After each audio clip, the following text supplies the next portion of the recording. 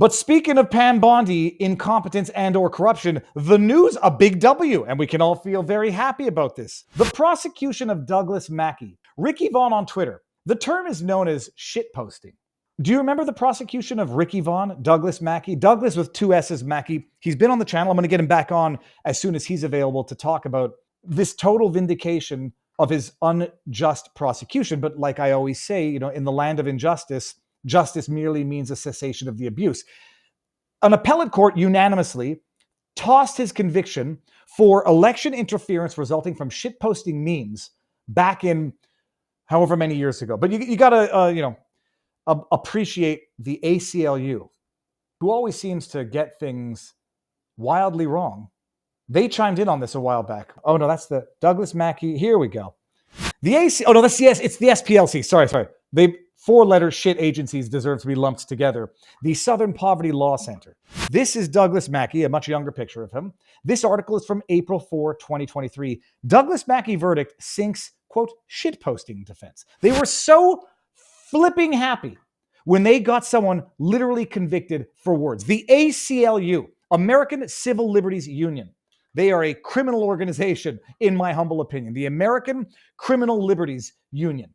They were so effing happy that a Republican who tweeted out exactly the same joke as another female comedian, Justine Wong, I think, who said, stay home and text in your vote.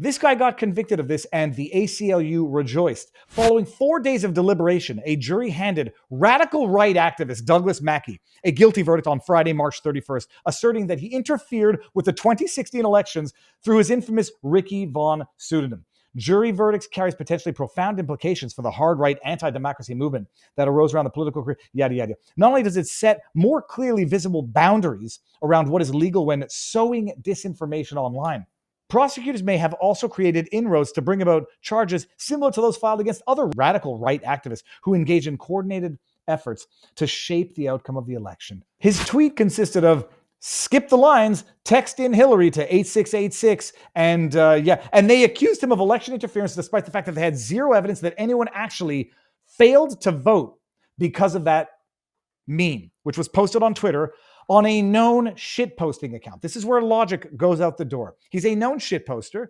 and yet somehow people are going to take his shitposting for accurate. Women are children with the right to vote. Let me see this. The prosecution showed that Ricky Vaughn Mackey made numerous racist and misogynistic comments that identified his motive in sharing the false information about how to vote that day. When Mackey took the stand on March 23, he at times seemed visibly uncomfortable while explaining his beliefs in 2016. During his cross-examination, prosecutor Eric Paulson carefully parsed out his statements he made about women and people of color voting around the time he committed his crime. Paulson, Mr. Mackey, did you write immigrants, the children of immigrants, etc., cannot be trusted to vote in the interest of their new country? What does that have to do with election interference? Yes, I did say that. Why did you say that? Because I believed it at the time. Paulson, is that the time when you were sending around memes that if followed literally would trick people out of voting? I would have objected to that question, but that's loaded question. Yes, including the one in Spanish. Yes, one in Spanish. Mr. Mackey, we mentioned this moments ago, but you actually didn't think women should vote. Is this right? At the time, that's what I believed. Mackey said on a podcast that he didn't believe women should be allowed to vote. Oh, well, congratulations, ACLU. You have successfully exploited a malicious weaponized prosecution of an individual for speech, protected speech, satire speech, but you've successfully defamed the guy into the point where a jury this was in New York as well, or New Jersey, convicted him for a tweet. And we rejoice. Oh, it could have profound consequences because it could suppress legitimate commentary, it could suppress parody, and it could afford prosecutors vast leeway to just go after whoever the hell they want if they're ideological political adversaries for things that are obviously intended to be and ought to be received as clear jokes and parody. Well, people, Court of Appeal just threw that out. Now, the question you might be asking is, why in the name of sweet holy hell would Pam Bondi's federal prosecution, DOJ, even be pursuing this to the appellate level? I don't know. I'll steelman it for the sake of Bondi and say they were doing a half-assed, borderline unserious defense of this or continued prosecution of this so that it could be overturned by the courts and not by the DOJ who would be accused of partisan corruption. Okay, I mean, that's a plausible explanation. The other plausible explanation is she's just incompetent, doesn't know what the hell's going on and what cases are currently pending that are federal prosecutions for speech. I'll go with the former and say this outcome, where it's overturned unanimously by Democrat and Republican judges of the Court of Appeal, is far better than the Trump administration appointee Pam Bondi dropping the charges against Mackey. And it's also better than a pardon. This is what happened. Let's read the title. A failed prosecution of election memes from National Review. Dan McLaughlin. The United States Court of Appeals for the Second Circuit has reversed the conviction of alt-right. Radical right to some, alt-right to others. How about just a person? Without your stupid, subjective, defamatory qualifications. Okay. The alt-right pro-Trump Twitter personality Douglass Mackey, known as Ricky Vaughn, yada, yada, yada. Okay. By the way, a pseudonym chosen in honor of Charlie Sheen's Wild Things character in the movie Major League. I'm going to watch this movie tonight, and my kid is going to love it. We're watching Major League tonight. Okay, the opinion, which was unanimous. Two George Bush appointees who don't always get things right, and a Biden appointee did not deal with the issue of how far the law can go to criminalize misleading speech about elections, nor did it address the issues of selective prosecution, both legitimate issues, and some would say it's a little bit cowardice of the Court of Appeals to not address those, because all it means is this is going to happen to somebody else, and that person is going to have to fight on those very issues, which could have been resolved here. That said, the case against Mackey fell down on more prosaic grounds that the prosecution suffered from a failure of evidence. A case so absurd no reasonable jury could convict, those types of dismissals by judges exist.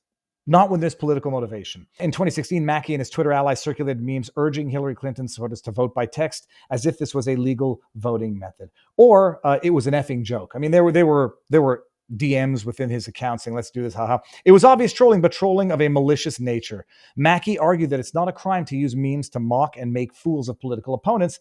The Justice Department, which investigated Mackey and indicted him 2 days later after Joe Biden's inauguration in a feverish post-Jan 6 atmosphere, took the position that it's a crime to lie to people about the time, place, and manner of voting elections, which can mislead voters into not casting legal ballots and not having their vote counted. Except there was none of that evidence was even adduced, but set that aside. It indicted Mackey for conspiring to, quote, injure, oppress, threaten, and intimidate persons in the free exercise of enjoyment of the right to vote. This was a Klan-era law. This was a Ku Klux Klan-era law where you had people burning crosses to intimidate people not to vote, not memes from shitposter parody accounts on Twitter.